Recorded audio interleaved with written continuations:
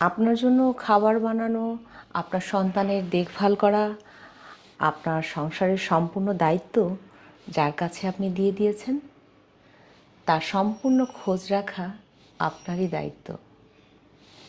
যে মেয়েটা সারাটা দিন আপনার সংসারে হাড় ভাঙা পরিশ্রম করে আপনার সংসারটাকে আগলে রাখছে, সে কি ভালো আছে না মন্দ আছে, এটা আসলে আপনাকেই খোঁজ রাখতে হবে।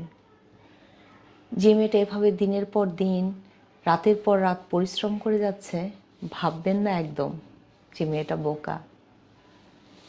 মেয়েটাকে আসলে শিক্ষা দেওয়া হয়েছে যে তোমারই কাজ, এটা তোমাকেই করতে হবে। সুতরাং কারোর জন্য অপেক্ষা করে নয়, তুমি তোমার কাজটা ঠিক মতো করো। এটা আমাদের ঐতিহ্য থেকে শেখা, আমাদের সংস্কৃতি থেকে শেখা।